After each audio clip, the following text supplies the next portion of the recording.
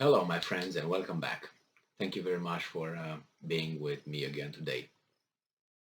I have to confess that when I was younger, or teenager, and I used to get into fist fights a lot, I always disliked the fact when, let's say, you get in a fight with a physical fight with another guy, then he would threaten you, or he would come with his older brother, older friends, and he would try to catch you if they catch up with you and beat you.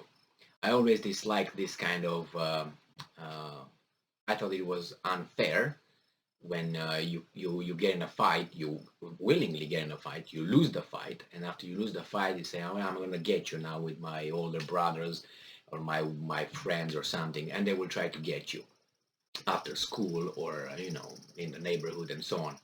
I always thought that it was a very dishonest way of being, a weak, a coward way of doing it. Or you would see, for instance, another thing, again, from my past, when you get in trouble with, let's say, there's a gang, and that gang, for instance, has obviously members, and you see, who's who, what's what. In my case, I knew who's who, what's what, and I knew who's a good fighter, who's not a good fighter, who and so on. And you would find a weasel member of a group, of a gang, and the weasel would challenge you from the distance, and will try to challenge you and call you names, and and all those regular stuff, and provoke you, knowing or assuming that you would not react physically or in any way, because he's going to go, and after you beat his butt, he's going to go and tell the group, and the group might look for you. And if you can't beat them all, or your group can beat the other ones, it escalates. But that weasel, who's a weak person, challenges you because thinks, or he thinks, that you will not retaliate, or if you will retaliate, his buddies, 20 of them, or depending on the situation, would come and fight you. So he would fight verbally from behind other people's power and strength. This is the case of Lithuania, Poland, the Baltic states in general. In this case, Lithuania. And Lithuania is coming nearer and nearer, closer and closer to being hit than the Ukrainian weasel hit by Russia.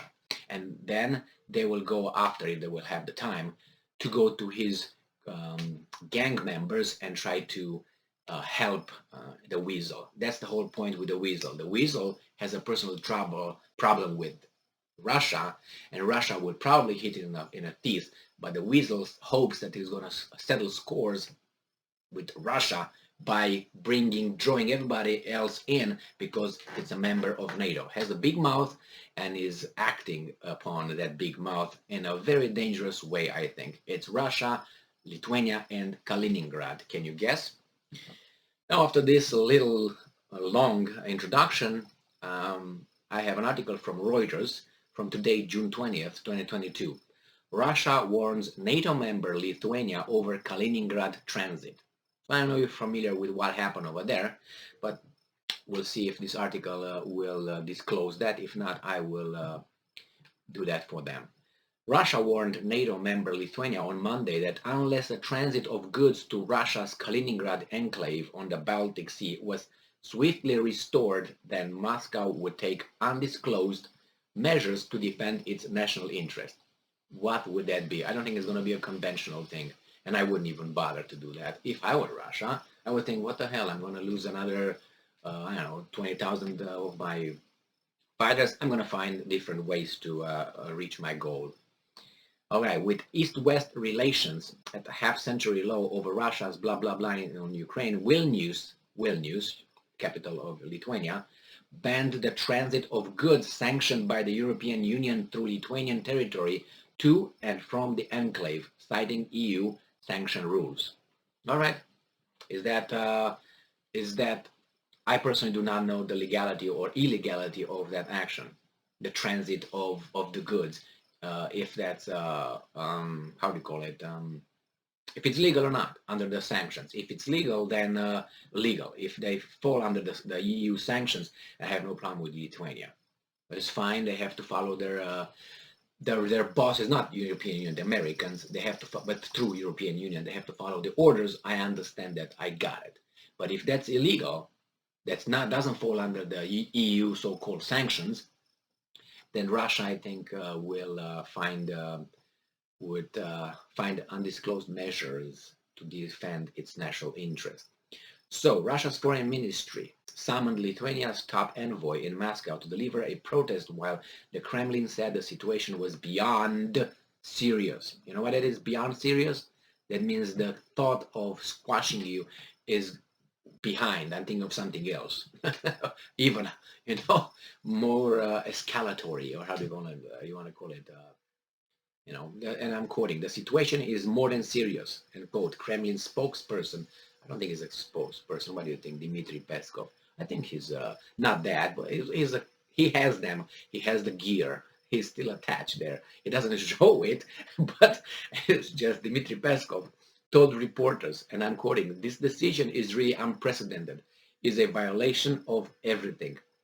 Peskov, we know that you go very close to, you fly very low, close to the bar of 86 IQ. So it's a violation of everything, really. All right, maybe it is, but I don't know, this Peskov is funny, but funny looking, but it's just, I don't know, whenever I see him, it puts a smile on my face, because I think his statements, if they're serious, his face doesn't match the seriousness of the. But that's my personal view. Some comedians can be funny to you. Some comedians might not be funny to you. Well, this spokesman is funny to me, just to watch. It's just a preference, nothing with the guy. Okay, and I'm quoting: if cargo transit between the Kaliningrad region and the rest of the Russian Federation via Lithuania is not fully restored in the near future, what's near future, 5 years, then Russia reserves the right to take actions to protect its national interest, it said. Well, we know what that could be, right? Kaliningrad, formerly the port of Königsberg, capital of East Prussia. Oh, look. They mention history when it's about Kaliningrad. But do they mention the history about Danzig? Huh? Gdansk, which is still East Prussia, but belongs to Poland. What are we going to do with that? They never, ever, never, ever, ever, never mentioned that in their thoroughly composed articles. But here, yeah, we got to know that's German. Who said they renounce? They said we don't need those. Just take them, Russia. Just leave us alone. But the Poles, they have a bigger territory from Germany, from East Prussia, but never mentioned here. You see how this works? Great. So much, how do you call it? Objectivity reporting, reporting in an objective way. So, thank you for the history lesson, my boy. Who's this?